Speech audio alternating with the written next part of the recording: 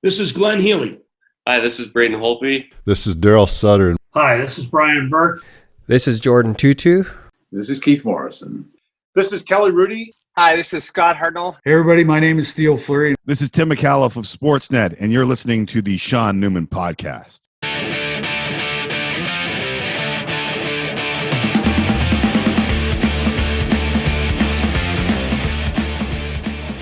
Welcome to the Sean Newman Podcast. Today, I'm joined by Mr. Ron MacLean. So thanks for hopping back on again. Yeah, nice to see you again. Sean, how's everything there? I don't know, Ron. It's a strange, personally, I'm great. I got, the kids are young enough. I hope they don't realize everything that's going on. And my wife is still teaching, schools in Saskatchewan. We're right on the border city. So she teaches just into Saskatchewan. So we've been fortunate enough that that's been, kept open. And I know a lot of people can't say that. The kids have been, we live in a wide open place, so to speak. I know Lloyd isn't a small town by any stretch of the imagination, but things overall have been good. And I've been fortunate enough to work throughout this. And, I get to do this hobby passion on the side of the podcast where I get to sit down with folks like yourself. And for me personally, Ron, it's been good. How about yourself? Well, for me, we don't have children. Carrie and I just have a standard Schnauzer dog. But the thing, Sean, that's happening here that I think scares a lot of folks because school's not in, because children aren't able to be together. Will they be socialized? A lot of the young children, 5 and under, kind of hide behind their parents when they see another child. They don't know what to do. So there's that socialization element. And there's, of course, the disruption of minor sports and education.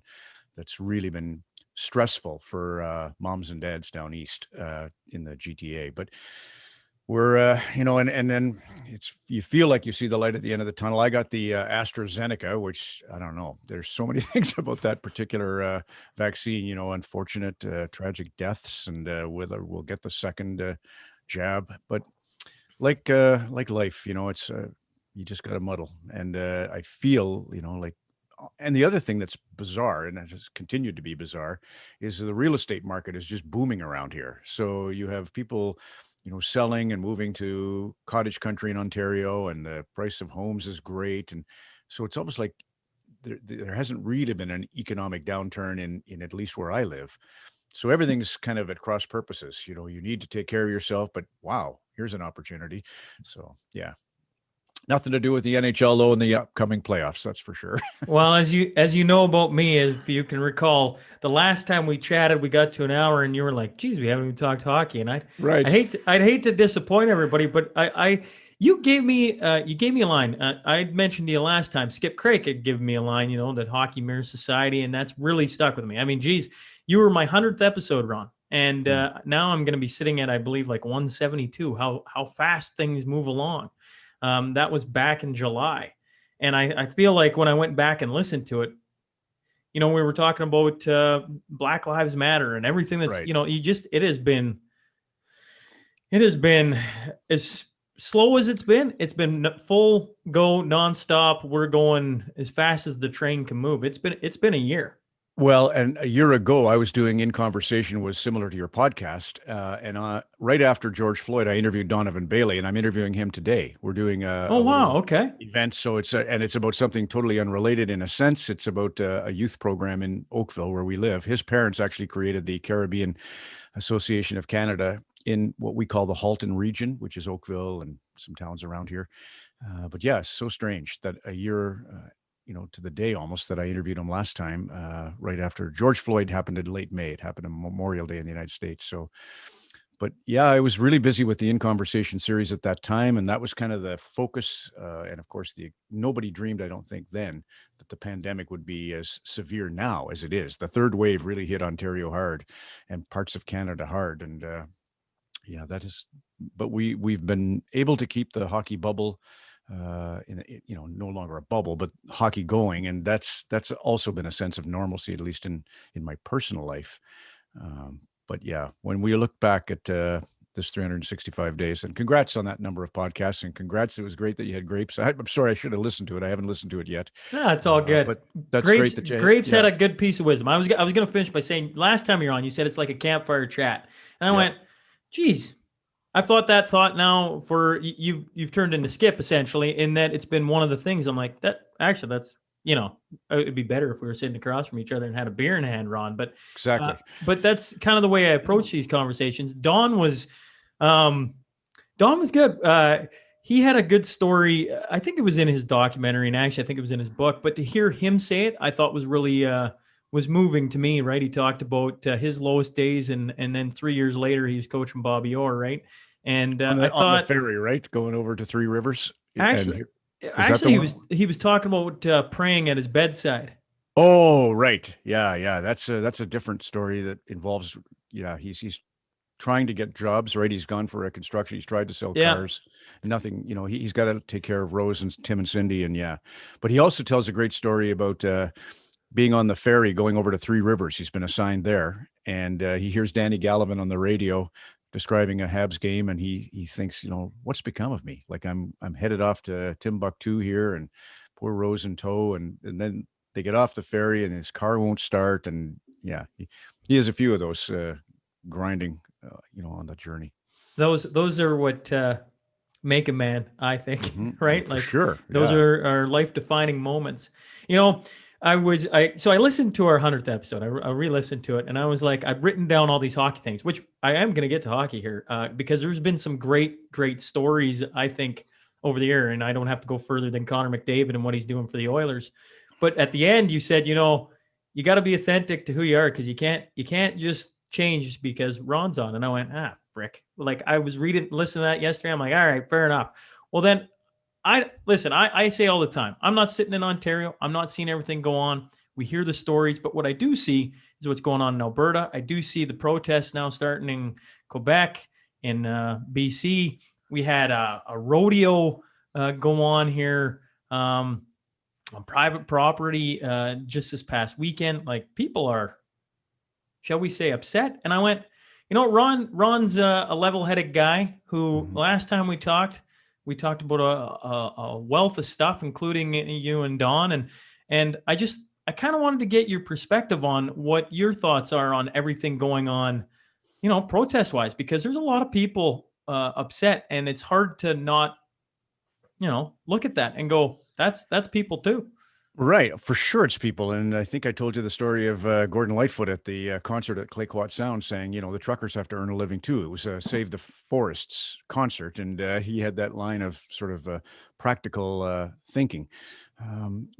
It's so hard, Sean, to have the answers. But for me, I think, there's a book on sustainable high performance written by Jen Bottrell's dad, Cal, the sports psychologist, and it's for emergency room doctors. And he talks about to be part of the future, which an ER doctor obviously is, to be part of the future is to have inner peace, despite all that stress. If you're looking for your children's best interests, if you're looking forward, you're going to have some peace in your life. If you're looking back, if you're trying to put the genie back in the bottle, which is, I think, what's happening in a lot of different aspects of our world right now. Even as I watched, the scramble around the Tom Wilson night, which, as we do this podcast, Tom Wilson has kind of roughhoused Artemi Panarin of the New York Rangers and was not suspended for throwing him to the ice with no helmet. And it lit a fuse. The next night there was a line brawl, and everybody's on one side of, we need more fighting. We need, less violence is the other side. And I think there's always an old school that wants to maintain the status quo, and then there's this undercurrent of going forward. How do we do it? And I'm not saying I have the answers to how we do it, but I still, as I told you on the last podcast, recognize a lot of protest usually goes backwards. It usually is because somebody's trying to maintain the status quo, and if that's the case, then I don't necessarily support it. I think that, you have to listen to science. You have to listen to, honestly, 100 years ago, we were headed for 2 world wars. Did we know it? No. But the system couldn't have been perfect if we ended up with 2 world wars, not to mention a million others and some other very serious, problems with our society, whether it was women not able to vote, which was, the fabulous 5, the famous 5, I should call them, Nellie McClung, and kind of happened on the prairies to get women's, to be people, mean, Yeah. that's 100 years ago. So Yeah. things weren't perfect. Short time. That's short time ago. So you always have to kind of look at the history in order to inform your decisions. But I think we're all at even as we discussed, social media, there's so many things happening at that warp speed, all kind of intersecting. Silicon Valley in California, TikTok, all that stuff has come and gone, and they didn't really like it. They kind of turned their back on Facebook and turned their back on Instagram and turned their back on Twitter because they saw kind of the pitfalls or pratfalls. These are, so you have to look around and say, okay, good. People are protesting. How come? Like I think I told you when we were doing Rogers Hometown Hockey at Peguis First Nation in Manitoba, which is north of Winnipeg. It was right during the barricades. So you had hereditary chiefs protesting the pipeline, and here we had the chief of Peguis, Glenn Hudson, he's worked in the oil patch in the energy sector in Fort McMurray, has his engineering degree, and he's a chief, not a hereditary chief. There is a difference. But he saw both sides. And I think it was T.E. Lawrence, one of Don Cherry's idols, this guy who wrote Lawrence of Arabia, T.E. Lawrence. And Lawrence said to be able to see both sides is absolute sheer recipe for madness. So it's good to see the two sides, but don't expect to come out of it feeling too good. Well, it's one of the reasons I was really excited to have you on, Rod, because I see what I see in Alberta, and one of the things that really, really concerns me, and I don't know if it's the same in Ontario. So I have to preface that, right? I'm in my bubble and my conversations and what I see on a daily basis, et cetera, et cetera. But I find people are going along with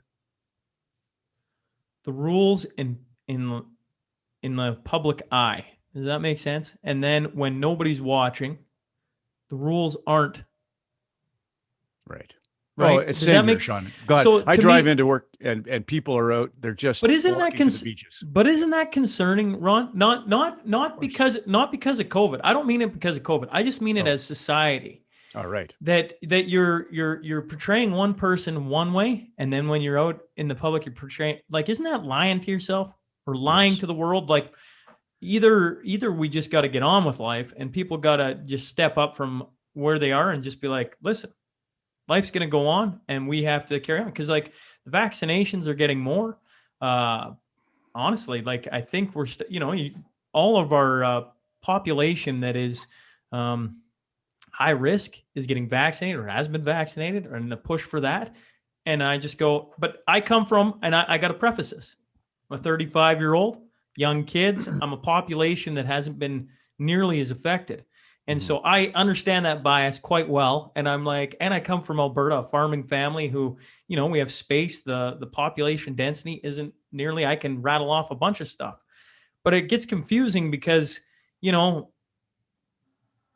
now you're starting to see like more and more and more people, and not just regular folk. I mean, there's lots of doctors starting to talk. There's lots of practitioners starting to talk that lockdowns are not the answer. And yet we just keep going lockdown after lockdown, and you're starting to see more and more people, start to talk about it, Ron. And I know when it's a one-off, you're kind of like, well, maybe there's a little bit of smoke there. Maybe, maybe. But when you're starting to see it across the country and in the masses, now it's starting to become something. Like as a population, you got to wonder about that. Well, for sure, you can't ignore information. You can't necessarily trust all the information nowadays, as you know, the fake news. But for sure, I think like as I said, my personal experience is with AstraZeneca, and I don't know if I'll get a second shot of AstraZeneca. They can't get that particular vaccine, so that means I'll probably have to get a Pfizer or a Moderna as my second, and they don't know if that even works, and they certainly don't see them as similar types of vaccines. And so I remember getting my vaccine, Sean, and I went to a pharmacy at Loblaws, I think a grocery store here in Ontario, and I just said, well, when's my follow-up appointment? They said, we don't know. And we don't know how they're doing it. And I said, well, will you contact me? They said, well, we will try, but you should keep on the, top of the news. And honestly, it wasn't very reassuring.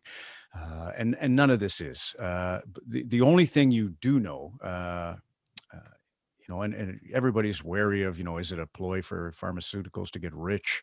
But I don't want to go down the conspiracy. Like I use my eyes and my ears and I just watch, Ron. To me, and I know I'm not in the hot spots, right? Like, well, here, okay. So I'll say Mangesh Inamdar, the doctor who saved my wife's life when she had a pulmonary embolus, blood clot back in 2012. Sure. And so she was wary of AstraZeneca, which has a reputation, well proven, to create blood clots. So Dr. Inamdar, Kerry said, is there any chance, doctor, that you could write a letter for me that says, although I qualify for AstraZeneca, I'm not able to take it because I had blood clots, but I am, going on 60 and I am high risk because of that history. Could I get a letter that says, can I have the Pfizer or the Moderna or another one? And he said, okay, Kerry, I'm sorry if I ever gave you the impression you shouldn't take the AstraZeneca. You need to get vaccinated. He was terrified. He was terrified that she was going to put off getting vaccinated. He would rather her risk blood clots than ended up in ICU in Ontario because he sees the carnage. And he's just a guy, just a doctor, a story I'm telling you. And that's the big battle. It's the same with, defund police. Nobody I don't feel comfortable with the basic notion that police are bad. That's just offensive, highly offensive. In principle, you need a judiciary, you need a police order, you need medicine. So these are all systems under attack right now. That's what makes it so complicated. They're crying, they're crying. The nurses and doctors who've been fighting this fight in the front line for now 14 months are so exhausted, so overwhelmed in Ontario anyway. And it's just, no. Let me be very clear. I bring it up because it concerns me. And I tried fighting this on episode 100. I was like, man, I've been trying to get away from this. When we were talking about Black Lives Matter, white privilege, geez, you led me down a rabbit hole for about 4 months after that, which was good. And I bring it up with you because you're somebody on the other side of Canada, right? And right now, as close as we are, we're in two different worlds. I don't think anyone can argue that. Like that's just the reality of it. We live in Canada, but every province has its different ways of handling this. Just take me case in point. I live on the border of Alberta and Saskatchewan, and Saskatchewan, even at the worst, has never closed restaurants completely down. And so you've been able to have some form of normalcy in life. Whereas Alberta on the other side, like literally, I live in Alberta, Ron, but because I'm Lloydminster, we're Health Saskatchewan, right? Right. It's a very strange world. So I see like both sides. I'm like, man, this is a crazy situation, right? Like it is. To the vaccines with AstraZeneca, I know that name, I laughed when you were talking about, like the blood clots and stuff. Like, I mean, if you do the math, the blood clots, yes, but it is an extremely low percentage that happens to. Like, that's what Mangesh said. Right. He said, take that risk because it's way more important that you have some way to fight the virus. So that's where his head was at. And I'm just telling you that story as a practical, showing his alarm. And then, and to your point, to be in a divided country, as we invariably are, whether it's Quebec with their agenda or the West with its, or Central Canada with its, etc. I remember George Washington was terrified of the whole political party system. That was his biggest fear. When they created the United States, I'll tell you a story. Washington was sitting, it was James Madison and Thomas Jefferson and Ben Franklin and George Washington. And they were all sitting around creating the United States. And Ben Franklin used to look at the chair George Washington, the general, idolized man. He looked at the chair he sat in, which was a wood chair, armchair, with a sun embossed in the back of the chair. And Ben Franklin, whenever George would get out of the chair, Ben would look at that sun and he'd say to himself, is that a setting sun or is that a rising sun? Is this idea going to take, hold? And ultimately, Franklin decides, and he dies almost days after they create America. He says it's a rising sun, and he writes a beautiful piece about the opportunity of America. But Washington warned them, we just can't have a political system where there's two parties like they have in the UK, because they seed dissent, they seed hatred, they seed fear. By definition, that's what they have to do in order to succeed. So he warned us of the impending struggle of two parties, but of course it's representation. It's supposed to be a check, an accountability, the system. But I mean, I grew up in Alberta, right? So it's not like I'm immune to, but I always take pride, and I've always said this about the oil patch or the energy sector, is that, they figured out a way to extract first the oil. They figured out a way to do the oil sands in Fort McMurray. They figured out a way how to frack and to extract the natural gas. The deposits of each are not big. They're not like, there's these massive pools of oil and gas under Alberta. They had to, through science, figure out a way to get at it. And they did. So science, if you're going to trust it there, trust it to solve the problem of greenhouse gas emissions and some of the things we need to do to go forward environmentally well. I always believed in that. And I saw Calgary have, it's funny to go to do a Flames luncheon and I hear the bickering, that Naheed Nenshi, what a kook. We got this left winger, this crazy man, he's killing business. And you go up to Edmonton and they've got Stephen Mandel is Jewish. And, so there's all these beautiful examples, and you have a female premier for a while. And there's all these examples within what is supposed to be redneck country of diversity and inclusion. That's my province. So yeah, I mean, you can't tag either side. You can't tag Alberta as redneck or conservative, even though the politic history is that. It didn't start that way. Edmonton became the capital because of the Liberals. So yeah, so many things that have always gone, on both sides of the fence. Even as much as you think of, Alberta as conservative blue and redneck, it's not. And I would refuse to accept that it is. Well, don't matter. You go across this great country, right? There's great people. And the difference is just, you go from Lloyd to Vermilion to Vegreville to Edmonton, things just change slightly from every which way you go. And I mean, Edmonton obviously is different than little old Hillmont, Saskatchewan, right? I mean, right. I don't mean to sound like a country bumpkin, but I mean, in Lloyd or to Edmonton, I mean, you get 1 million people, right? Like right. that's population. That's a lot of people close together.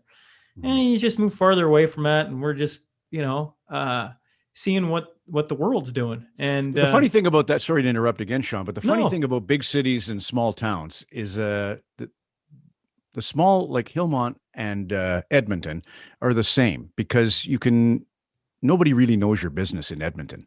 It's in Lloyd that you're in trouble. It's in a city that's a little bit small enough that everybody knows everybody's business. When, like I always said to Brad Richards, how the hell can you be happy in Tribeca, New York? He wasn't. Ultimately, he got sick of the big city fighting in politics and moved down to Florida and had a great pool and that his children could enjoy outdoors. But Brad's from Little Murray Harbor, and he said, at least in New York, I was lost. I was like being in Murray Harbor because I'd walk down the street and nobody bothered me and nobody knew my business. And so there's a bit of autonomy in a small town, not Lloydminster as a smaller city. But it's in Red Deer where I grew up, and it's in Lloyd where, now you are in the crosshairs of kind of got to watch what you do because if you believe strongly in a reputation, which I guess pride of performance, pride of individual character, you have to have a bit of it. I'm a little wary of too much of it. But yeah, in a place like Lloyd, I remember when the bank manager, I may have told you that story, came in and was going to look out at the Border Credit Union and parked his car at a 7-Eleven next to a strip joint and was told, never again, don't you go to that 7-Eleven and park your car because you'll be construed as having visited the strip club. And that can only happen in, that just doesn't happen in New York City. No one would ever catch that. Well, it's why I don't know. I've been really looking forward to this because I like trying to work these problems out and to have a different conversation to make you think about things differently. Always brings up a man convinced against their will is still unconvinced. That's I know that's not your line, but that's a line you used last time. And I think right now, with everything, it doesn't matter if we're talking COVID, vaccines, lockdowns. I mean, just go down the list, Ron. That is the two sides. And it's interesting to hear the story about the US because that's part of every, to have, if you had 50 people, it may be a little different, but when you get into the millions, or the hundreds of millions in the United States is case, that's a lot of people. That's a lot, Right. you don't have to go far down the street to hear 5 different stories of where people have come from and, how they've been impacted, how their thoughts have been impacted. And the thing about COVID in particular that's very new to, I think, everyone is it feels like, well, what people are worried about out west around this area is freedoms. Now, lots of people will say, just cram it, get on with life, and in 3 months we're through this. But we've also been saying that for a year now, and now they're Right. starting to worry. And Yeah, we all are. it's everybody's, ability to, I don't know, have But how would a cowboy who runs dry for a year to two, like I always use the hockey example of Sagan's back after 7 months. Stamkos came back after 7 months and played 3 minutes, 5 shifts, and scored the biggest goal of the Stanley Cup. Yeah, isn't that a great story? Yeah, Crosby came back after missing 2 years. He was, we thought, done at 22. Certainly in the agricultural community, the back-to-back whammies of infestation and then drought, often topple farmers, but they have to stick with it. You have to be, and the two things I always loved when I did the Calgary Stampede, how the Cowboys really resented, and I think I told you this, if I designated them as an American or a Brazilian or a Canadian, they were offended. It's like, go screw yourself. I'm not either of those. I'm a cowboy, and you try this. That's a from within designation that they have. They identify as cowboys, and I love, with the like in the case of the United States, Black Lives Matter. I don't know what the population of blacks in America is, but it's not that significant. I think it represents maybe 11% of the entire population. So it's a very strong movement representing, a smaller percentage than I think most people realize, but it's an important, and for, like, as an example, Tom Petty, my favorite singer, his mom's mom was full-blooded Native American Cherokee, and his father worked in a black neighborhood, ran a grocery store, and Tom would go in and listen to the vernacular of the locals and wrote most of his music based on being informed by the indigenous and the black culture of Gainesville, Florida. So that fantastic. Why border ourselves or wall ourselves from that? No one would. No, that's fair. I don't mean to make it out to seem that you're not worried about the population. Right. I just read things like, have you read the Great Barrington Declaration at all, Ron? Like, No. have you heard of that? That's focus protection is what it's called, right? There's over 800,000 signatures. It was originally signed by a professor of medicine at Harvard, an epidemiologist from Oxford, and a physician from Stanford. And it's been like, it's just talking about how we protect not only people from getting COVID, from all the ramifications of that come with lockdowns and like, I got kids, and I don't mean to. No, you're good. Honestly, just, I'm not thinking that this is hackneyed, yeah, irresponsible at all. But because you're thinking of mental health, you're thinking of the mental health, and the things that I see. Yeah. Being a younger guy, right? Just coming from the younger generation, I don't know, as I just look at it and I go, man, like 1 year missing hockey, like for playoffs. Hey, like, I don't think anybody a year ago was going, this is horrendous. There were people, but I mean, overall, everybody took a step back, went, nope, this makes complete sense. Let's get through this and carry on. But now you start, I was talking to, a grade 11, and she's just one person of many, right? But I asked her how school's going, and they're on distance learning, right? And she goes, I hate it. Mm-hmm. And I'm like, oh, hate's a pretty strong word. She's like, no, I hate it. I'm going, that's tough, because, I don't know what high school was for you, Ron, but for me, Ron, high school was a lot of fun years. Like, those 3 years were, and if you have a school that started in grade 9, I'm sure 4 of them. And I know there's tough kids that go through high school and don't love it, but that's just one of the stories I hear. And you go, we got to find ways to get kids enjoying life again, because the more this goes on, the longer it goes on, the longer they're told they can't interact or do things that get them physically moving. I wonder about what the impacts are going to be a year from now, 10 years from now. And if we don't talk more about that, as we move forward? Well, I mean, it's already starting to become a conversation of hot debate. Yeah, there's no doubt about that, Sean. I mean, you'd be a fool not to see the pain that teenagers are experiencing, and educators too. I mean, I get a lot of requests, to do videos for schools from the teachers saying, keep your spirit alive, keep your focus. We really appreciate you doing this, kids. Yeah, it's heartbreaking. And I mean, but honestly, what do I know? I'm a weatherman / beer league hockey player from Red Deer, Alberta. And I've watched, as I said to you the last time, 500 years ago when the bubonic and black plagues were hitting, these were the same ethical questions, the exact same questions, and protests. You can't do this. You're taking away our freedoms. You're taking away our autonomy. You're taking away our business. You're taking away our lives. Now stop with this. And, the only difference is, I guess, people weren't getting on airplanes 500 years ago, and we weren't spreading it around as readily and as easily as it seems to be, reinstituting in different parts of the world. But yeah, it's tough. It's and it just requires to see the other. That's always the solution. The two defining decision makers are always, number one, take care of the largest community. Whatever the largest community of need is, you have to have the courage to be disliked in the smaller community in order to advance the needs and goods of the bigger community.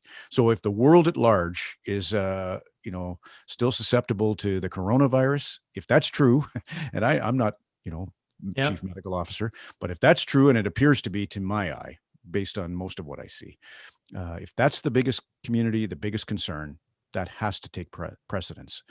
And then the other thing is to help yourself. As I said, to be part of the future is to find inner peace. So to be thinking about what's best for your children, to give them a better, greater world. Our world, look, Sean, you and I know our world is great. Ours is idyllic. Ours is, because as I told you before, much to the chagrin of everybody, but in our world of privilege, we don't have to worry about, walking out the door and being attacked or being profiled or all the things that, a lot of people are telling us they experience. And it's, as I said, I think people are trying to put the genie back in the bottle, because to us who are comfortable, the status quo is a slice of heaven, but it hasn't been a slice of heaven for all. And it's very true. It's on us to it's try funny. and fix It's that. funny what less than a year and the word privilege does to me, because it used to make my blood rise. And now, I guess it just, like water off a duck's back. Like I understand more than what it, is initially meant, I guess, which is funny what a year of learning and talking to people and definitely talking to more than just yourself about it, Ron. I've had lots of conversation about it. Okay. I think what we're starting to see then, you mentioned the good for the greater community, the most impacted. And I think what we're starting to feel then is that the most affected are going to be the youth. And I think that is what we're starting to feel. I think we're really starting to see that people are starting to voice their opinion, and over the next little bit. And like I say over and over again, is I look at it like we need to protect everyone, but that's an impossibility. That is almost unthinkable to be able to do that. We can't wrap everybody in a bubble suit and send them out the door. And I don't think you want to do that. Right.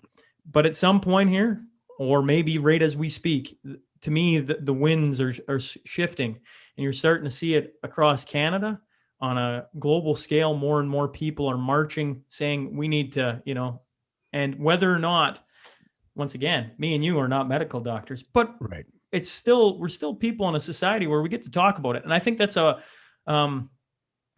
really powerful thing to be able to discuss these thoughts and hear a different view, because I certainly appreciate having a different view than mine. Like just to hear the thoughts and think about it, and is really good.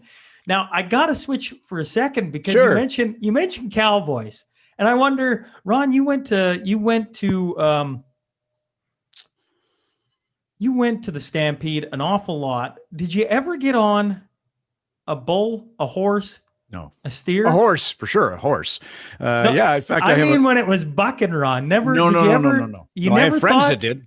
Yeah. I had friends at Wagamachis, as we used to call Hobima in central Alberta. And yeah, a bunch of my guys did the Christmas rodeo there, but God, no, I didn't have the courage to do that. Have you? I've been on a steer before, never a bull. I tell you what, I give my tip of the cap Yeah. to anyone who gets on an animal like that, because I think you're naive to not think there's any danger associated with that. That thing gets a hold of you, man. So That'd be a here's world of hurt. here's Grapes' theory. Grapes' theory is the two bravest athletes in the world are the rodeo bull rider. And the rodeo clown? No, the figure skater. Oh, the figure skater. Isn't that interesting? So he said for them to go out, stand at center ice, knowing they've got a 4.5 minute routine in front of the eyes of the world, nothing, no shin pads, no helmet, no nothing, and all the pressure in the world. And he puts that, which is obviously much more a mental courage, maybe than a physical courage. But he equates the two, and that's important. It's just important to understand that there's courage manifests a lot of different ways. So don't get me wrong. I just think I love the bull riders and the bucking stock, riders. But I think they're just incredible. And they come from they've been so humbled by something bigger than themselves, which is either a 1,500-pound horse or a 2,000-pound bull. Crazy. That I often think about the downhill skiers like Karen Stemmel and her brother Brian, who nearly died at Kitzbühel. And it's like, why do we have that, almost death wish to go and challenge ourselves with this? But that's life. That's, if you suck the risk out of life, what is it? It's not much. So rodeo is a great example. And I do love, I love how the people in the sport love the animals. It's hard to explain to people who don't know. But when you've been around the rodeo and you see what goes on, even if they have to be, biting ears from time to time, it's incredible to see the relationship between the equine world and the humanity there. Well, I think that is a microcosm of a lot of things in the world. Like if you go to a farm and see how cattlemen deal with their livestock, or go, I feel like Kurt Bensmiller jumps to mind when you talk about how they treat their horses and everything else. Like you just got to go around it and see it. And once you see it, you're like, oh, wow, that's like, yeah, it's beauty. Yeah. Well, that's life, right? Like that's the inner workings of living on this planet, this beautiful area is that relationship and those relationships all around us. Yeah, it is an ecosystem. And that's, again, back to this, quandary we find ourselves in right now, where things have been taken from us and we're not happy about it. We have to make sacrifices in life just to be responsible citizens, just to be responsible human beings, not just to, business or those interests, but to be a good father, a good husband. These are all requiring some sacrifices along the way. So we're in an inferno of an example, but just look at it that way. Just look at it as now's not the time to buckle. We have to cowboy up. You mentioned last time, I was asking about, it's funny. A year ago, I'll ask the same question. You said, I asked if you thought what was going on was good. And you said, yeah, I really think so. Because a lot of people back then around me were like, we are going down a wonky path. Mm-hmm. And a lot of people have magnified the wonky path. You still think this is a good path, Ron? Well, I do think, when you have all that's going on with social media as a thing we're trying to sort, as I said, technology is kind of way ahead of our ethics, and everything's ricocheting around and we're reacting every day to what's in the, front of us on the phone. That isn't great. So you need a grounding in terms of an in it together moment to kind of teach you that this isn't about you and retreating to your phone and retreating to your own views and research. You have to be part of something bigger than yourself, and we're kind of being forced into it. At the same time that's happening, which is kind of having us withdraw from society, we're being forced to come together as a society, or a community at least. So that might be the blessing, the mixed blessing. Lately I've had the thought, forever a student, like I really enjoy learning. And every time I think, man, I love to just like humble myself. Every time I think, I'm getting the hang of this, I know what I'm doing, right? I kind of get set back in my place and I go, okay, that hurt. pick myself up, dust myself off, and carry on and know that lesson. I was wondering, you've been on television a long time, and I mean that as a feather in your cap, not as a dating. And I wonder, in the first 3 to 5 years of being on Coach's Corner, you got Don Cherry. Just, the only thing Don knows is how to rile people and galvanize and everything else. Was there a time in those first few years when you look back where you thought, man, I got this figured out, and then you got set on your butt? Oh, well, I mean, over and over again, Sean. I mean, and that's why when I wanted to do my book, I wanted it to be the story of Don Quixote, the retired school teacher who was a little bit senile perhaps, but he wanted to be a knight. And he hires a peasant farmer, Sancho Panza, to be a squire, and he goes out and tries to save the world. And, they get into so much trouble trying to be, the good knight. But then they talk about it. So, yeah, no, I've been, I remember even doing a dinner in Gravelbourg, Saskatchewan, and I was with Dave Ridgway, the kicker from Saskatchewan Roughriders, and Joan McCusker, the curler, of course, from Sandra Schmirler's Olympic champion team. And we were sitting around, and after, there were questions, and a guy said, it must be tough to sit there and give yourself up for Don Cherry. And I said, no, I feel like I'm ennobling, a great soul and a fun entertainer, and proud to do it. And, but it always kind of stuck with me that, you're in service, in the attempt to be of service, you lose a bit of yourself. And I've rationalized my entire life that that's okay. But it always kind of nagged, right? It always kind of was, are you doing the right thing? If you're true to someone else, are you true to you? And so back and forth on that for all time. You will always kind of wonder, okay, when I approach anything ethical now, I want the hard conversation, Sean, right after your spirit there. Because again, to back up to privilege. Privilege is when you don't have the hard conversation, when you just sit in your self-interest or your self-comfort and you refuse to hear the other. Now that's privilege. And I abhor that. So that's why it was so important to be part of a dynamic. And then that dynamic gets taken away. And there's been many others, moments along the way. I've had to apologize for fellow broadcasters, or I've had to apologize for myself. Comes with the territory. Comes with being alive and being vulnerable, which is a great thing. You're going to mess up, and it's not the end of the world. It's just it's a lesson, and that's the joy of it. That truly is the joy of it. You said in service, you will ultimately lose a part of yourself. Mm-hmm. I'm curious about that line. Could you expand on that? Well, here, when as an example, when you sign up to be part of I don't know why this came to me, but when you sign up to be a soldier, they don't say, are you prepared to, pull the trigger on a 12-year-old coming with a knapsack on their back? Are you prepared to kill a kid? The ads all say, are you willing to be part of Canada? Are you willing to fight for your nation? Are you willing to live a life of adventure and sail the 7 seas? And, they paint a picture that doesn't at all detail the stress you're about to incur. So you give up a little bit of yourself in the name of your country, in the name of an ideal. Transformational leadership is what militaries rely on. And that is, instead of transactional, which is just bartering, you give me this amount of money, I'll give you this amount of service. Transactional leadership is how Gary Bettman has to lead. He's got owners, everything's about dollars and cents. But transformational leaders, the ones who run armies, they have to sell an ideal. And in order to work at that ideal, much like the doctors and the nurses and the scientists pushing coronavirus vaccines, they are relying on buy-in from some person who sacrifices themselves in the name of that ideal. And I've always felt you and I, in our vocation, are a little bit in that role. We are trying to get at the truth. We are trying to get at something, that's going to make us all a little bit better, more educated, more informed.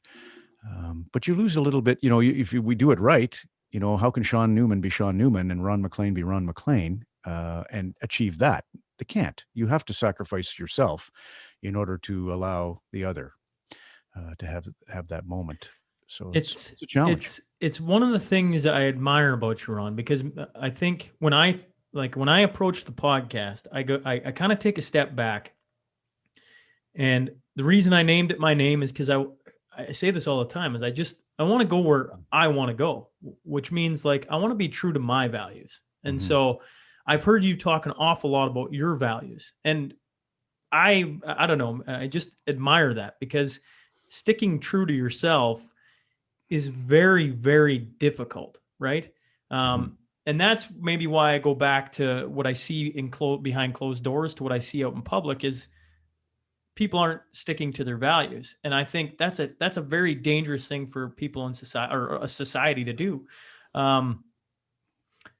But in saying that, sticking to your values, as you know, being on a national network, having Don Cherry sit beside you for how many years, like, your values get questioned all the time. And so you have to do some work and some deep thought on, well, what do I value? And what does that mean?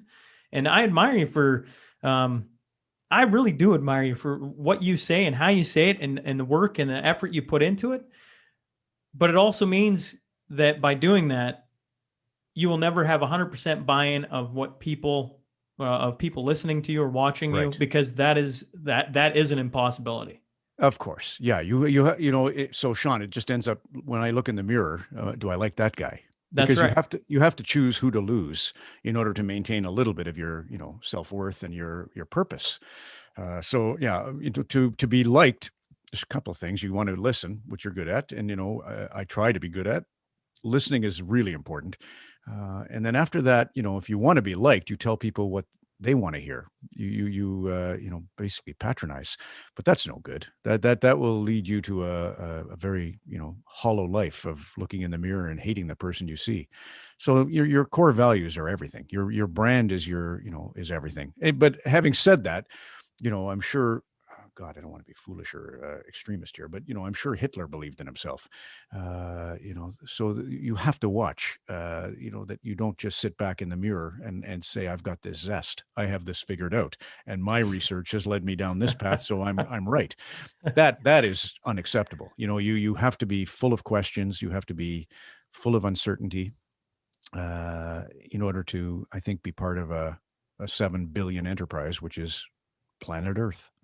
Yeah, I listen, I go back to every time I think I get it close to figured out. And I if I look back over my short life, or, to the kids' long life, I just got to go back every few years, right? At 18, I thought I had the world by the nuts, Ron. Yeah. At 25, I looked at 18 and went, I was an idiot. At 30, the same thing. And here at 35, I go, man, a lot of life perspective is gained in 5 years. And in a year like we've just had, we'll be talked about this, God willing, if I live to see old age, when my grandkids are growing up, hopefully, they'll ask about these years. I guarantee it. Sure. And go, what was that like? And Yeah. the cool thing is by doing these conversations, they get a live look into how my brain's thinking. Yep. And how other people are thinking, and the amount of technology and information that's captured right now, anyone willing to go back and look will be able to. It's funny. When I interviewed Donovan Bailey last year, at one point in the conversation, he was talking about maybe entering politics to help, with the social justice measures. And, he said, I have to, now at this age in my life, and I don't know what age he would have been, last year. I should know that. Anyway, he said, I called Michael Johnson a chicken back in 97. I cannot let my inner voice out anymore. I have to watch, that I don't speak with my inner voice. I have to be more responsible as I've grown older. And that's, his dad had always told him, one day you're going to have to, account for your opinions, Donovan. So be careful. And that's all part of it. I still don't think I don't think you want to hedge your bets too much. I don't think you want to prepare a mask to wear and speak only the truth that you think the other wants to hear, because you might as well be alone. What's the point of withholding? Just be careful. Just keep yourself in check, as we all do, or try to. Yeah, try to to have that tolerance. Try to have that compassion. Try to see the other. That's the big challenge, and we don't. I was just shocked at how blind I was to so many things. Like, as I think I told you the last time, my for years I used to think women and men were all the same, and then I thought, I don't see color, and I had all these ways of rationalizing my naive objectivity just failing to kind of pick up on the cues that women and people of color were living a completely different reality. And yeah, not to go down that again, but that's sort of my comeuppance. And that happened to me at, say, 60. I'm 61. So, they say you should never write a memoir till you're at least 70. And I do believe that. Did you ever think of going into politics, Ron? Just curious. No. You're a well-read guy with. I admire it greatly, though, Sean. I mean, I never say never, because I think the vocation is one of the great vocations, like lawyering. When it's done right, I don't think there's a greater service than, medicine, anything to do with the judiciary, policing, lawyering. Those are all the responsibles. Rights come from wrongs. So whoever fixes those, all the power to you. And then politics is, ultimately that's the process, even though I spoke earlier of how divisive it can be. Ultimately, that is the process of deciding who gets to be a Canadian and what does it mean. I mean, what a job. What an incredible, to give of yourself. And again, it's a service role. It's I think, everything that makes a farm tick is what makes a country tick, or a community tick, or a family. And anything you can do to encourage the leading lights in that arena, great. So I would, what would I be, though? Would I be a conservative? Would I be, it's funny, I did a thing for Adam Van Couverden's Liberal, so I immediately picked up the phone and phoned Mike Lake in Leduc, who's a conservative, and said, now, Mike, if you need a thing, I'll do for you what I did for Adam Van Couverden. He just needed a fundraiser because nobody can raise money in the pandemic. So, and Adam's an old friend from Olympic paddling. But yeah, I don't know what the hell I would think about who to align myself with. And there again, that's maybe back to T.E. Lawrence. I'd see both sides of it and I'd drive myself crazy. I've wondered for a really long time when it comes to politics, and I don't mean this will sound as a slight to politicians, but the people I admire most are not in politics. They're, you talk about oil out here in Alberta and having to be very savvy in how to get it out of the ground, right? Right. And there are some very smart people I respect that are in business, in family, right? Don't want to give up their family life, that don't go into politics. I always wonder that, because to me, those are some of the best of us that stay away from the political sphere of defining what is Canadian and how we're going to live here. And I wonder if for too long there haven't been some of the best of us in politics, and I struggle with that, because to me that's it'll even get worse with social media. Like, who wants to take the risk of the barrage of the accountability? You can't do anything. I mean, the two men who ran for U.S. president were both well into their 70s. They're past it. They're past worrying about their life being shredded by a post, and I hope we don't get to that point. I just think it's such a great vocation. And I know, it's funny. I have a good buddy who's very right-wing conservative, and he just, they're in it for the pension. That's all they want. They want their 4 years or whatever it is that you get a pension. And he's so cynical about it. And a lot of people are, if you're any good at any, that's why, a lot of like Trump was loved because he was good in business, not because he was good in politics, although he's good in politics and TV. But I think, at core, it's everything. It's what makes, and I'm not a nationalist, as you know. I'm big on, a more global perspective. So I don't want someone to be dictator or king of the world. But I do think it's just a really honorable profession. I remember Deborah Gray, who was Preston Manning's, and there's another guy, Preston Manning, the Reform Party. These were all, Jason Kenney's dad, Martin Kenney. These are all really inspiring individuals who have their political bents, but in the end, they've chosen to represent you and me, which is incredible. It's just, I know it's easy to be cynical about the whole process. And Deborah Gray said it's a dirty game, Ron, because once you get in, you got to maintain your, portfolio or your seat. And gosh knows what you're going to be prone to, susceptible to in order to achieve those ends. That's the dirty part of the game. And it's unfortunate. It's the part George Washington warned us about. But yeah, too many good men and women have been leaders at critical times to dismiss that And I hope people see it as honorable. I hope, I think it's the greatest vocation. I really do. I put it above education. I put it above everything else. I really do. I get told I'm naive all the time, Ron, because I go, yeah, I really struggle with why somebody can't just talk common sense, and why they can't sit in the House of Commons and just, why are we yelling at each other? right. We're all in this together, and if we don't figure it out, like, we get nowhere. Well, Sean, so one of the things, I forget where I was doing Rogers Hometown Hockey, because we bring in all the local politicians at every stop. And it was a woman, member of parliament in Manitoba somewhere, who said, well, Ron, the House of Commons was designed by men. It was two, sides opposite one another, just absolutely set up to fight.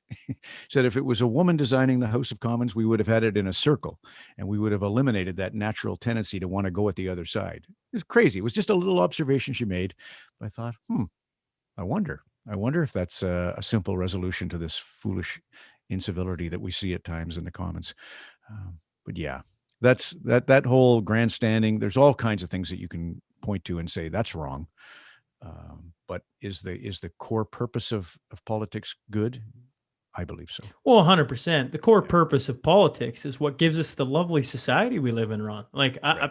100%. I think you go back 1,000 years and they go, you're going to be doing what? Geez, Right. take a little bit of yelling. That's fine. I guess I go, at the end of the day, me and you can sit and have a discussion. I know that's not surrounded by 1,000 people or whatever it is. It's not 1,000, but you know what I mean. And encouraging and discouraging and everything else. I just, as a reasonable person, I hope, as a guy willing to listen to the other side, it seems like in, I don't know, the current situation, nobody's listening to anyone. They're just, and that is both sides. That isn't, Mhm. that isn't No, that's right. conservative. That isn't liberal. That isn't Green Party or NDP. That is just what is happening. And it's like, anybody else see this? Because this is like absurd. And like, why wouldn't you sit across from Ron MacLean, hear his advice, hear his thoughts, his experiences, sit back and go, now, how can some of that impact my life and my views and how I think and carry on with life? You don't have to just let emotion, so to speak, guide you at all times where you just like shut your ears and, man, I'm just, nope, not happening. Like, I'm not listening to that guy. It's like, well, I think we need to humble ourselves maybe a little bit and just, he's not okay, right? Like, but that's me. I don't know. And at times I sound like I got it all figured out. I certainly don't. At times I can be guided by emotion just as much. You get me on the ice surface, Ron, and I tell you what, that's exactly what gets me going is emotion. I follow emotion all over the ice, and I was sat down several times, into my early 30s or maybe my late 20s, and told you need to figure that out. And you see it with young NHLers all the time, right? If they can figure that part of the game out, then they become lethal, so to speak, because their emotion doesn't put them in the sin bin or sitting on the end of the bench for part of the game. Yeah, Scott Stevens, right, was a great example of That's a guy who figured it out. And well, look, we're only human, and you're the same. They always say your daemon spirit, which is your gift, and your nemesis. They're always at odds. Hamlet, the great Shakespeare, everything he wrote was about that conundrum. And ultimately, Hamlet perished of thinking too well. And he, like T.E. Lawrence's idea, he just, saw both sides, and it drove him insane. So yeah, we'll always struggle with that. And as far as, the not listening, I think, especially right now, we're in such a volatile crisis, that there's a little bit of stress. Well, it's not PTSD because we're living it, but there is such stress on everybody in government right now. They're being pulled in several directions. So you've got to cut them some slack. You've got to, like I said to Donovan Bailey when he called Michael Johnson a chicken in 1997. Yeah, but you were being told you're not the fastest man. You just won the Olympics. You just set a world record. And right away, the U.S. flipped the switch and said, no, the fastest man in the world is Michael Johnson because he ran the 200 in X. And so now you go head to head with him at 150 meters, and it's filled Rogers Center or Skydome at the time. And you're just like so wired that you explode. And when the guy pulls up with a hamstring, you turn around and call him a chicken. Big deal. You were under stress. You have to forgive a little bit of, these kinds of things. And I think I really forgive, whether it's Doug Ford yelling at Trudeau or Trudeau yelling at, it doesn't matter. Everybody's just doing the best they can in this craziest scenario.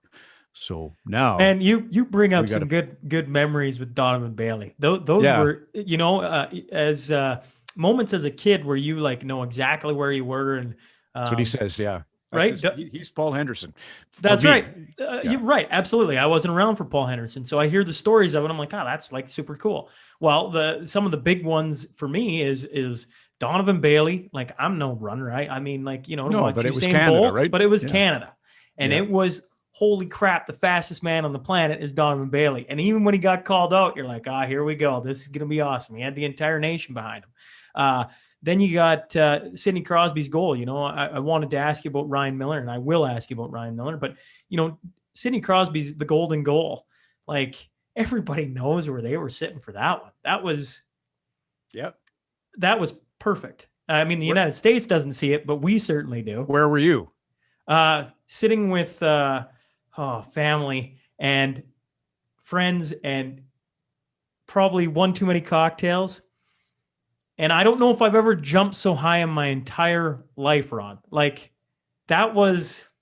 almost brings it's making my hair stand up my arm. That, as a hockey guy, as a Canada guy, anytime the Canadian jersey's put on, it emits so much emotion out of me. I would have loved, I don't know what I would do if I got to wear the Canadian jersey, just once. Right. I don't know what I'd do. But to watch other players do it, the best of us do it, is, man, that's a rallying cry for me. And it means so much to the players, Sean. Brad Richards, as you know, is a dear friend, and his bid to make that 2006 Torino team, it didn't go well in Italy, but he was so proud. He'd worn it in the World Juniors. He'd worn it in the World Cup in 2004, but he had not been to the Olympics, and he was so into it. And they all are. So you're right after their spirit there. And for me, we were sitting in our home here in Oakville, and I was on the couch, and Carrie had gone into the kitchen, and she was waiting. The play was kind of happening, and she was waiting to cross in front of me to go back and sit down. And she waited and waited, and the play kept carrying on. And so finally she decides to move, and she moves in front of me right at the moment that it was kind of a bang play, right? Yeah. And he takes that quick release. So it kind of was blocked to me as it happened by my wife bringing probably cocktails. I don't know what. Yeah, it was a really funny moment. But yeah, we'll never forget it. Well, and the other one lately was Kawhi Leonard with the Raptors. And I'm not a big basketball guy, but how can't you get behind the Raptors and the run they made, and that shot that wasn't in the finals, but the shot where it bounced and it just hung in the air, and you're like, oh my God, this is and then it goes in. That's poetry, man. That right there is beautiful. Well, that's the big thing that basketball with the 3-point play. It's a bizarre, addition to the game. You're young enough that you've lived with it your whole time. But in my day, Dr. Julius Irving, Dr. J, it used to be the slam dunk was everything. Drive the net and slam dunk. Michael Jordan, Air Jordan, because he would leave, and from about 10 meters do the dunk. And then the 3-point play was introduced. And now everything is this suspense as the ball's in the air. And, it's a fantastic bit of theater. And Kawhi's was the ultimate.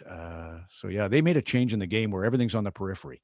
It used to be an inside game. And I often think about hockey in those terms. It's what is hockey going to ever do that can capture something as magical as the 3-point basket in basketball?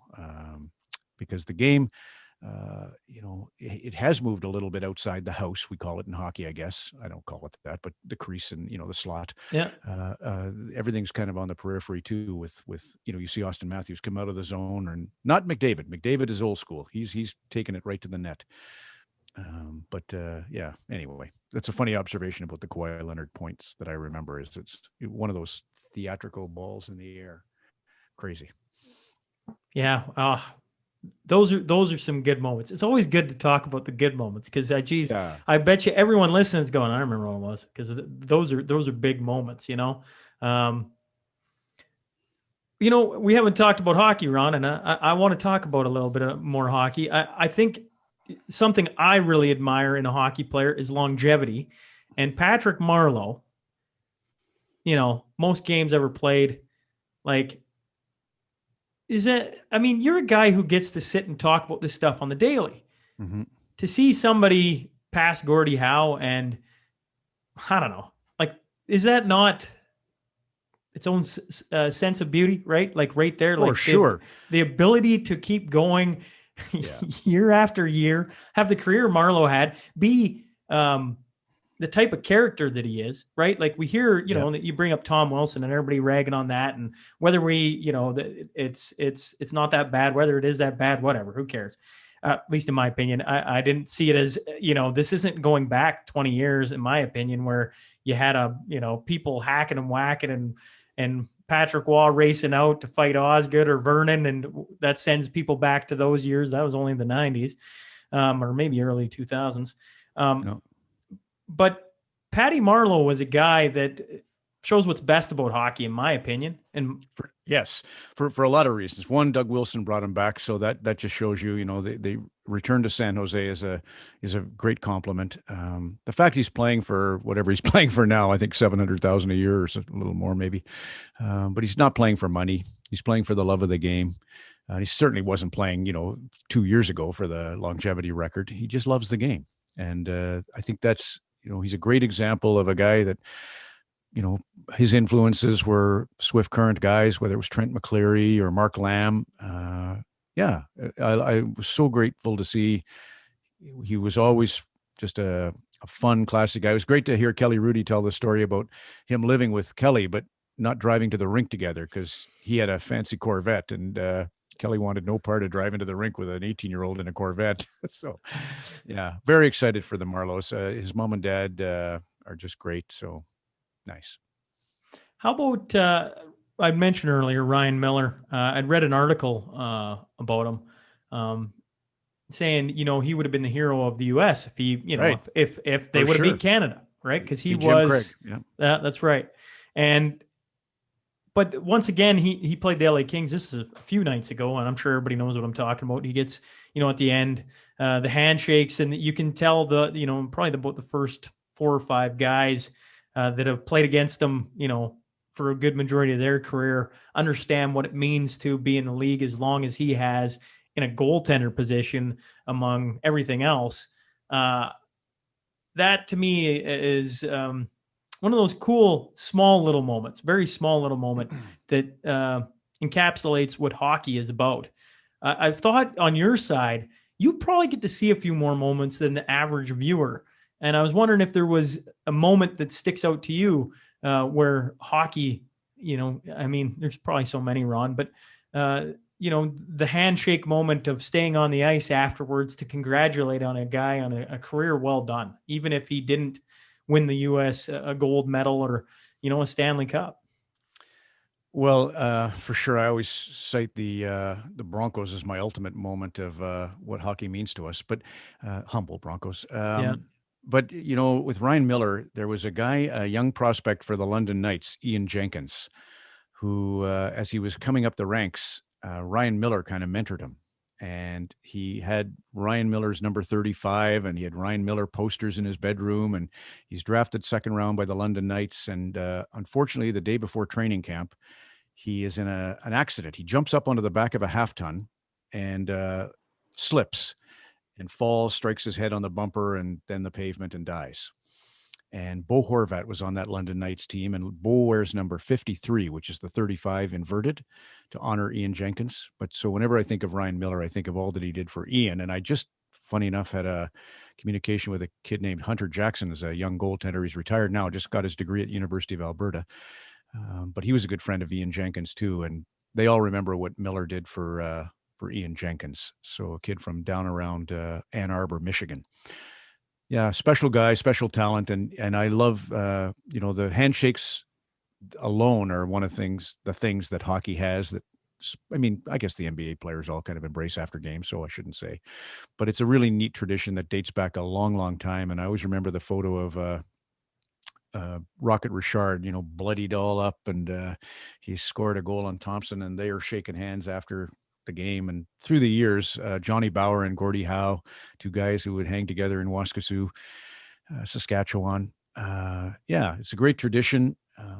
But for me, lately, as I've told you, the Humboldt Broncos just redefined from Kevin Garinger on down what it is to be a part of a hockey team.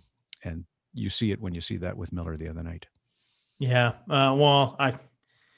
It's a loaded question because I don't think there's, as big as hockey is in Canada specifically, when Humboldt happened, there wasn't probably a dry eye in any household across all of Canada. Like, I mean, maybe somebody who had immigrated to Canada from another culture that didn't have hockey, but what they would have saw was like, what is going on? Because it was a national month of mourning, because we've all been on the bus, or probably parents have been on the bus or have sent kids on the bus, right? Like, or just like, in our society, the bus is very significant. And how many times have the first time you ever watched Slapshot came on a bus going somewhere, and that's the movie of choice, and everything around that just resonates with so many people. And the crazy thing was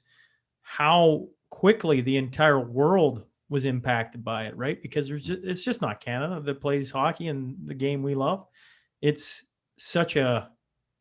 becoming such a universal sport, and to see the entire world just, I don't know, that's a day that once again, another one that I'll never forget, where I was sitting and having my in-laws in from the States, who, are not a hockey family, but they understood right away that something very serious had obviously happened. And I don't think there was a word said for, I don't know, it was a long time. We sat and watched the TV, and that was a tough day. And I know I'm speaking for a lot of people. There's a lot of people that really impacted, but no, I get that was a loaded question, and that would be something that came to mind right away.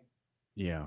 But, God love the 13 survivors, and their families are, they're, doing great work. And the 29 members of the team, their families, they're a great unit. They get together a lot. And, I always, when I go to St. Albert, we lost 4 from St. Albert, Alberta. And just to see that support tells you all you need to know about why hockey's important, or sports. It's a really beautiful example out of a tragedy. There's a line by an author named Rebecca Solnit, "A paradise built in hell." And that's what I kind of consider the Humboldt Broncos, a paradise built in hell. I've waited probably an hour and a bit to bring up Connor McDavid, because I feel like he could probably have been left off or started with.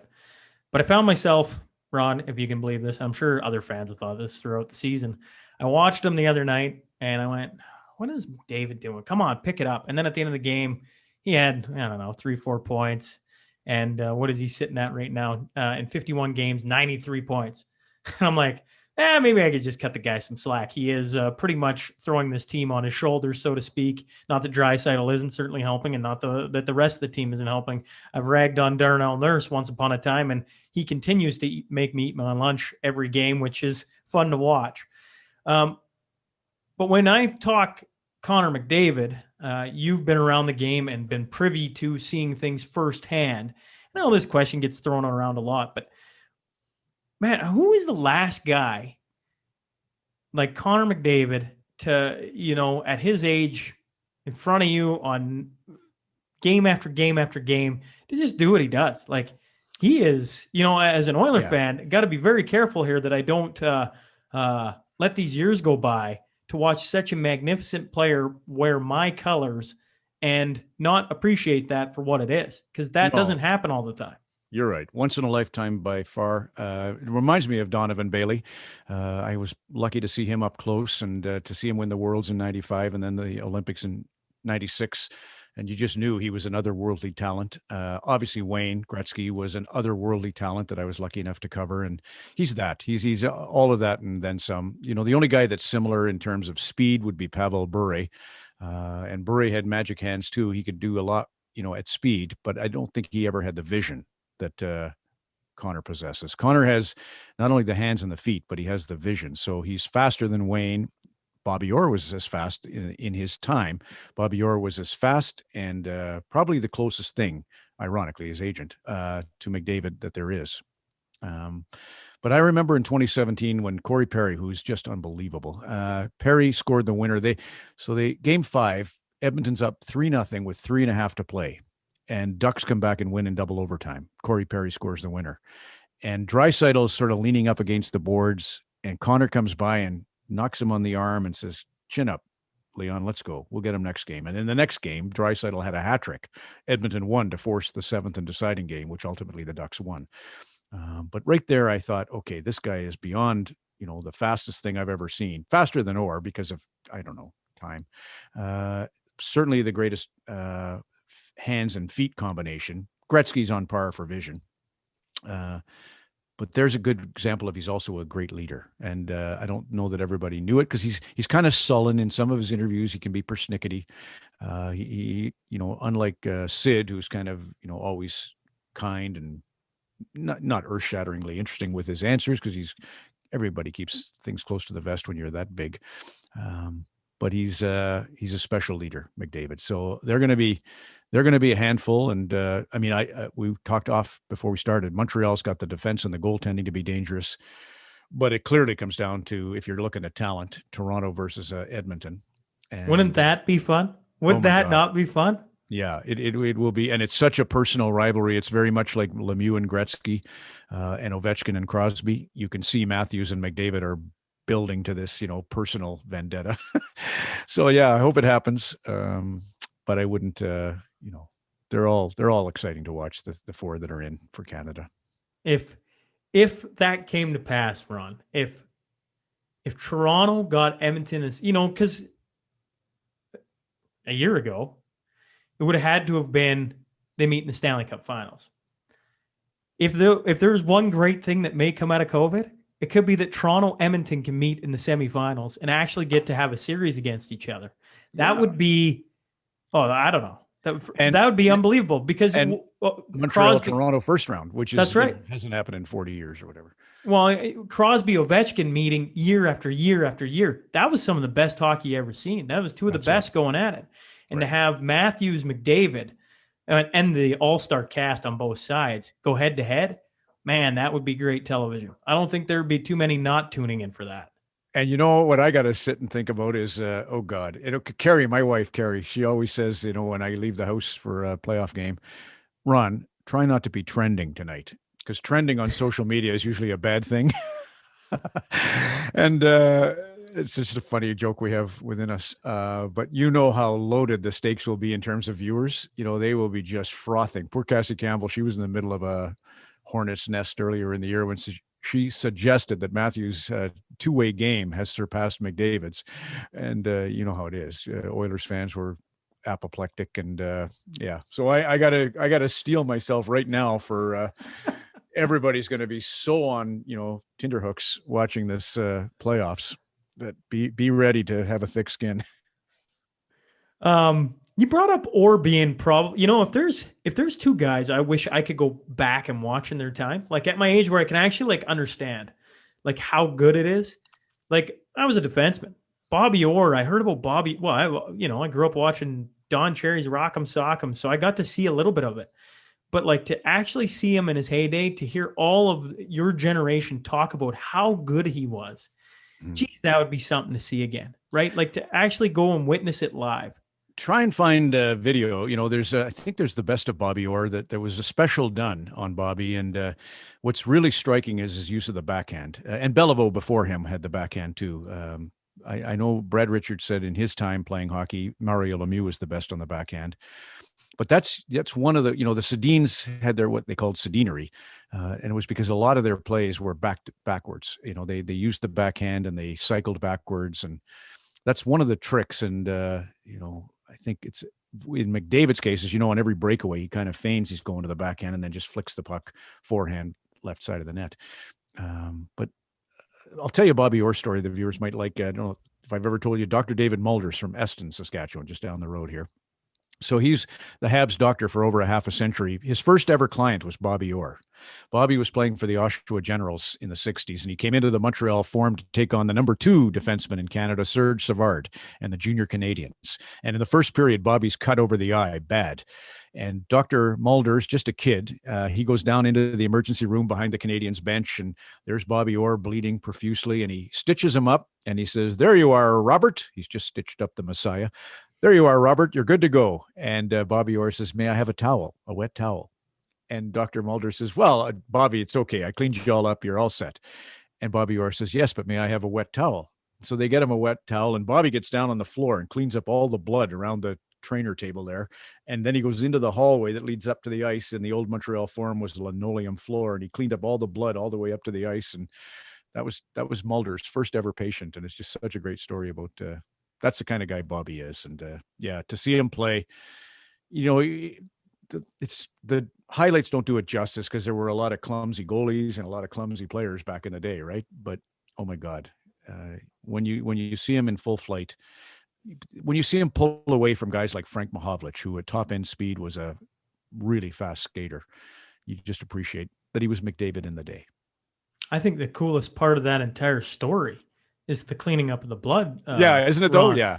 I had Wade on, Redden, and we got talking about Chris Neal and Chris Neal's character of being the first guy to the rink and last guy to leave, and a bunch of different little things that he did right on top of his talent and skill and everything else, and his, character and how many games played, over 1,000 games. Right. And we got talking about that. And, as a team, those are qualities that aren't on the ice. They're something you see off the ice that most fans don't see, right? And Bobby, you always hear about the speed and the skill and everything else, but I've never heard that one before. And that, man, wouldn't you want that as your leader? Like, wow. Well, and the guys loved him to bits. They called him God, and he hated that. He didn't want that, of course. The players, because he was. That's why, as a junior, he was the Messiah. So the story goes, I once asked Doug, his dad, why? Well, I'll back up. There was a special on Bobby Orr on Global Television. Maybe I've told you the story, but have I told you the story about Don Cherry phoning up to the Orr residence in Parry Sound? I don't think so.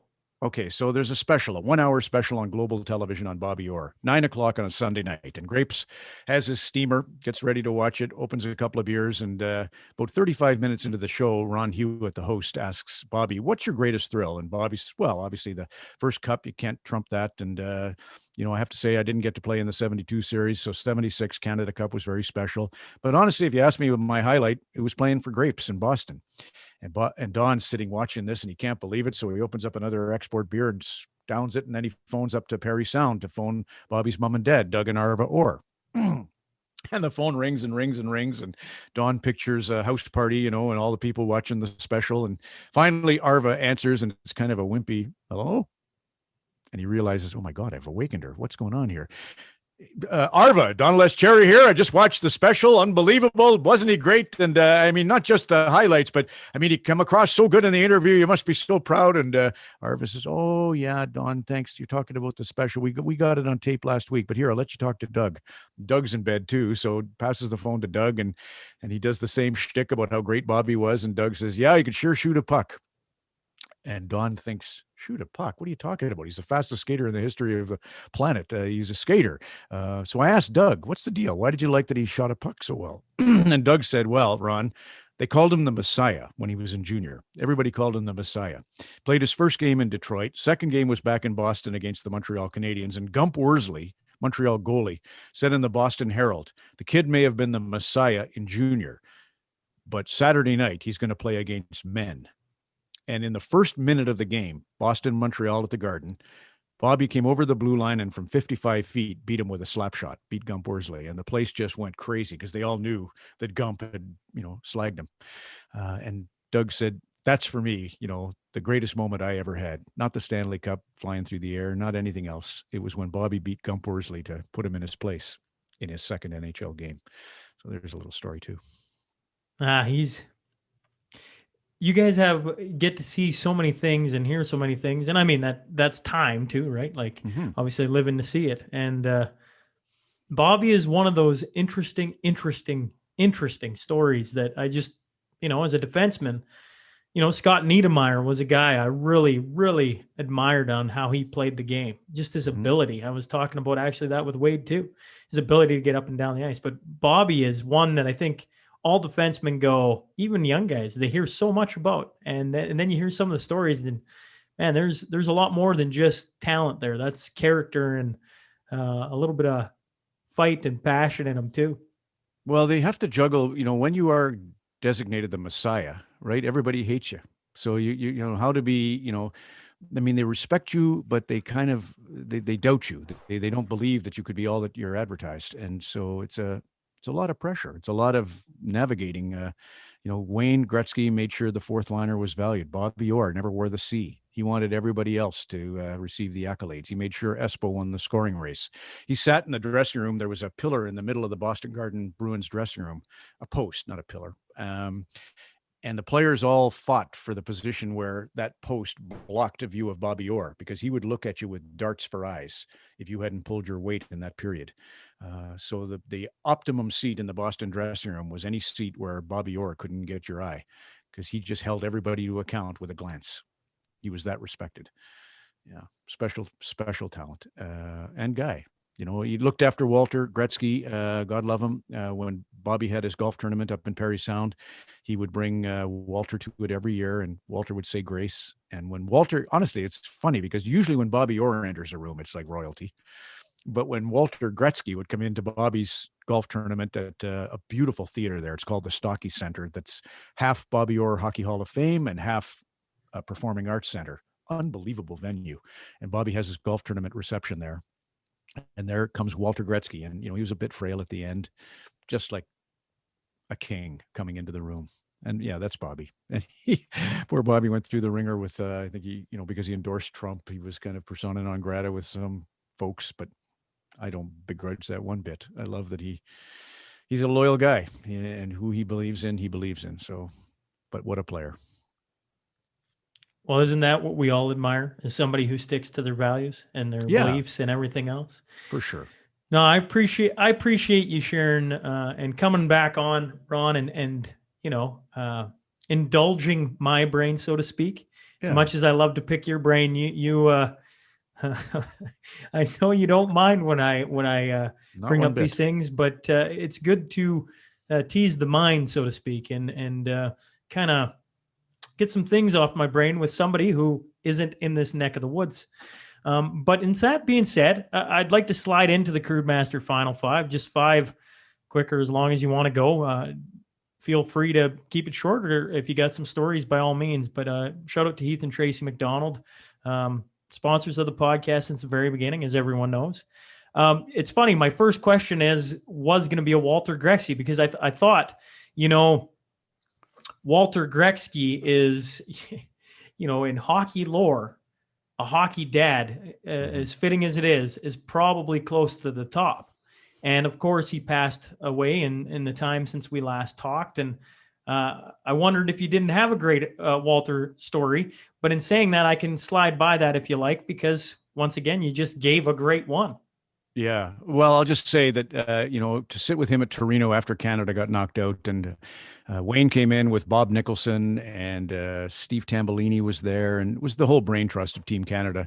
And Walter was with us. And I sat with Walter for an hour, and he taught me about how Wayne worked on his peripheral vision by taking a piece of paper, putting it in front of himself, and watching the TV out of the corner of his eye and trying to track where the puck was the whole time. And it's kind of complicated to say on radio, but Walter was, he had, after the aneurysm, he had some long-term memory loss, but boy, he understood a lot about his kid and what had made him special. So yeah, what a joy. That's my favorite memory, 2006, Camillo's Restaurant in Torino, Italy. Lucky to have had that time with Walter, among many good visits.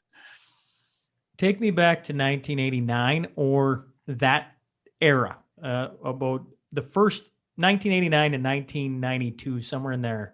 Rock'em Sock'em first airs, 1989.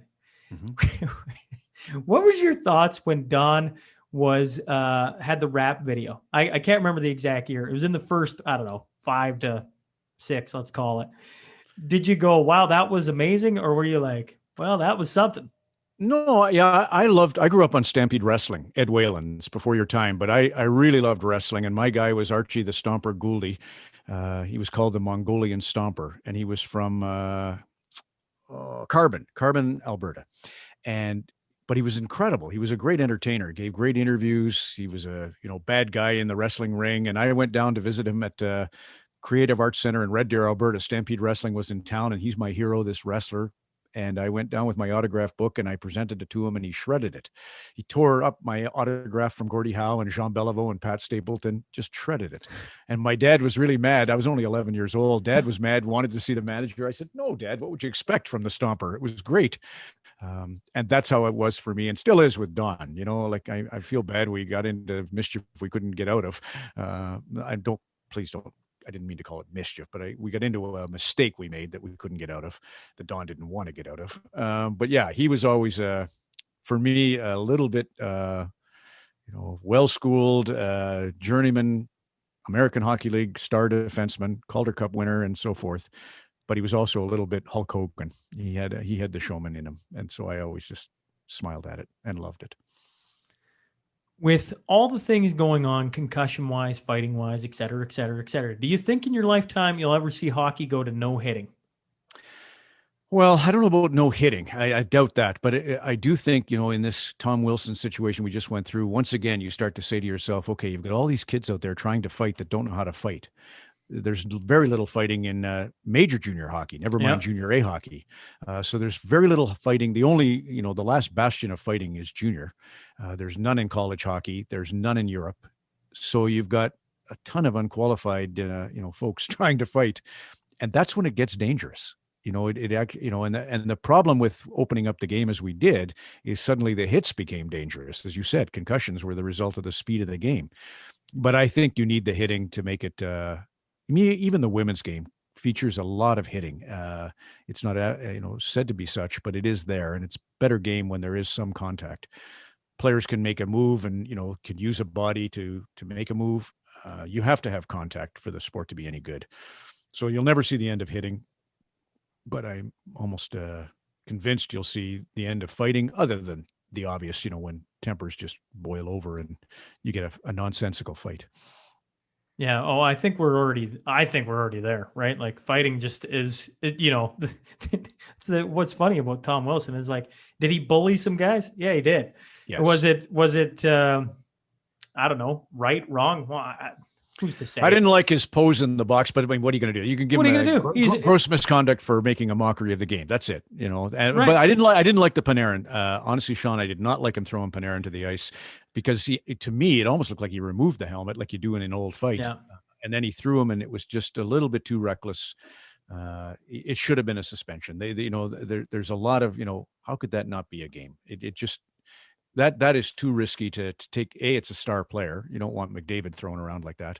And it was such a mismatch, and it was so close. I mean, if that guy, God forbid, right? It really was dangerous. And you have to send that message. When you're in supplementary discipline, you have to send that message. What you won't get an argument on me out of here is like, at the end of the day, I think what most fans are like, just like, if you're going to call one thing a penalty and give a gross misconduct for it, just, in that situation, you might as well have. Sends a message to everyone. What I disagree with a lot of people on is like, you can break down any play you want in milliseconds and everything else. At the end of the day, Wilson was fired up about something. They don't talk about that, or at least I haven't heard it. And what he did was, maybe poor judgment. Sure. I find, for me, it's what happens the day or two after when he gets asked about it, right? Like, is he a little bit remorseful? Yeah, maybe I shouldn't have done that, right? Like, that was a little over the line. Because in the middle of any heated battle, that's right, it's hard to judge anyone on what they're Marty McSorley with Brashear was, I think everybody can agree, that was horrendous. Yeah. But that's emotion getting absolutely the most of a guy. And did he get his justice for that, or a suspension? He absolutely did. You're just trying to figure out, what is the deterrent? Is the deterrent the referees? Is the deterrent supplementary discipline? Or is the deterrent going to be having a hired gun, a fighter on your team? Is it Dave Semenko or is it Bob Probert? In the day, it was. And Yes. since we have no Proberts or Semenkos anymore, you can't. As I said, Alex Edler can't take that fight. He did, and it's all by the code. It's all honorable and great, and it put an end to everything, as Kevin Bieksa quite rightly said. But the problem is, it's like Travis Hamonic trying to fight Dubé's fight the year before and breaking a orbital bone. When and Hamonic's a fighter, but Edler was not, and they're not in a playoff race. Big deal, I guess. But it's risky. You get guys fighting that don't know how to fight. It's like putting you and me on a bull. Well, that's a fair point. Over time, I think time is what solves it. You ask about disciplinaries and all that. It's like that's been Tom Wilson for. Right, but you got to throw the book at him. You Sure, just have sure. to. You could have Yeah. given him some games for sure. I think a lot of fans are like, well, I don't understand why that isn't a game. And another thing is, right? Like That's right. Yeah. That is fair. But time is what has slowly eroded all the fighting, right? Like it's just been a decade, and over a decade, less and less kids are fighting. That just filters through all the old. If Bob Probert was still playing, Bob Probert would have taken it. George LaRocque puts out on Twitter, hey, I'll take that game. New York, sign me up and I'll go Wilson, right? And everybody goes, that's the old guard. Yeah. The thing is Tom Wilson's body type set is like, even how he plays the hockey, every so often you're going to have one of those guys that every team wants because he's a bit of a bully out there, because he can be. And if you have nobody that can keep him in line, That's right. other than the league, when he gets his emotional, I lose my temper, run up 5-7. But here's the other thing, and you look at Tom Wilson and Zdeno Chara, and you remember what Ovechkin did to Svechnikov. So you have a team there. They're kind of becoming the Broad Street Bullies. That is going to be a really interesting team to watch. That message, like when Wayne Simmons fought Edler to account for the knee on Zach Hyman, there was also, and there has been going on with Toronto for the last few weeks, message sending to everyone watching, we are a different team than we were. We are now much tougher and much meaner, and you better be ready when you play Toronto. It's not going to be fun to play Toronto. And for sure, Wilson and the Capitals are sending messages to that effect. Get ready. Here we come. So there's a lot of message sending against teams that are out of it, like Vancouver and New York. These are all things that happen as part of ecosystems. And now, come playoff time, keep an eye on that. We all think, I think Florida, Carolina, Tampa by the standings. But when I see Washington, what's happening there, that's interesting to me.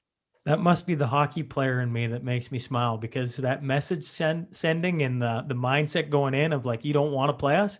Right. I know that. Yeah. That's part of the game. Brian Sutter brought in Kurt Bensmiller, as you know, because he was a big, scary guy to play against. And even Kurt will tell you, half the generals didn't want him there. They didn't know what the hell this guy was about. But Brian knew. And when Darryl Sutter took over LA, he immediately called up Jordan Nolan and Dwight King. And he always realized you have to have these, and I remember Brad Richards telling me that in Chicago, Jonathan Taves went to management and said, look, I can't, Andrew Shaw and I can't handle Anze Kopitar and Jeff Carter. These guys are mammoth. You've got to get us some meat to take this team on. If you want us to beat LA, we need to bulk up a bit. So that's as old as the hills.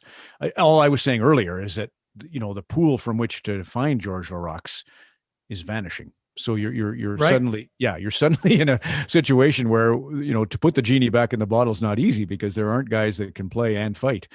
And there's not as many, at least. That's why a Tom Wilson is so rare now. Right. He's just, that big body who can still play at a high level on one of the top lines, be a bit mean, everything else. Right. For sure. Yeah. He turned that Vegas series. He hit Marchessault and turned that Vegas series. They were down a game. And when he hit Marchessault, it was over. He's a absolute force in the game right now. But having said that, for the sake of, Artemi Panarin's, you can't have a guy and throw him to the ice when he's got no helmet. You just can't. You got to pay the price for that. That's my opinion, of course. And you'll hear it again on Hockey Night. There's a lot to that story. It's like the Rangers aren't liked by the league. I don't know. I throw all that. You know what? Yeah. I don't know the inner workings of politics. I just watched the game and what went on, and Yeah. Hey, that's all I can judge it by. That's right. If you could go back in history and sit in a conversation, Ron, where would you go? I would go back to that. I wouldn't mind that round table with Jefferson and Madison and Adams and Franklin and Washington. That would be a good one. I would say that's it. For me, I think, there was a guy that was kind of playing a central role in their lives. When Lincoln came along, a guy named Frederick Douglass. That's interesting to me. But that's all kind of inspired by, I wouldn't mind sitting in the room with Tom Petty and a few other musicians. And I certainly have had the pleasure of, drinking beer and talking hockey with a lot of, Wayne Gretzky on down, not to drop names, but those moments with Wayne are never lost on me. And same with Bobby Orr. Here's your final one then before I let you run. Is you brought up Tom Petty right there and a couple times earlier as being your favorite artist. I got a long drive ahead of me today. So what is your favorite Tom Petty then? I would say, that's a good one because he's got a band called Mudcrutch. It's not the Heartbreakers, and I really am a fan of theirs. There's a song called "I Forgive It All," but that's a solemn one. You're going to be driving, so you want something. I would put on for sure. "Wildflowers" is a great album. That's acoustic driven, more acoustic. If you want rockier Tom Petty, you can't go wrong. Just find Best of Tom Petty and the album for "Running Down the Dream." What the hell's that album called? It's not "Damn the Torpedoes," which is a great album. Why can't Running Down a Dream is a good, but yeah, a good song, right? And whatever that album is, for whatever reason, it's not. Oh, Full Moon Fever. Full Moon Fever. So yeah, put that one on. That's a great album. I appreciate you hopping on, giving me a couple hours here almost of your time and just engaging and having what I love so much about our 100th episode or my 100th episode, your first time on the podcast. It's been really enjoyable, Ron, and I hope people enjoyed it. And just all the best to you here coming with the playoffs around the corner. I know there will be a ton of people watching. Right. I'm getting excited to see the Oilers in the playoffs. That's something we haven't been able to say too much over the last, pretty much the last 15 years. So it'll be fun to watch two of the best in the NHL go at it, and to have yourself and the group on Sportsnet Rogers doing what you guys do best. I'm looking forward to it. Me too. Thanks, Sean. Always a pleasure. Always. Hey, folks. Thanks for joining us today. If you just stumbled on the show, please click subscribe. Then scroll to the bottom and rate and leave a review. I promise it helps. Remember, every Monday and Wednesday, we will have a new guest sitting down to share their story. The Sean Newman Podcast is available for free on Apple, Spotify, YouTube, and wherever else you get your podcast fix. Until next time.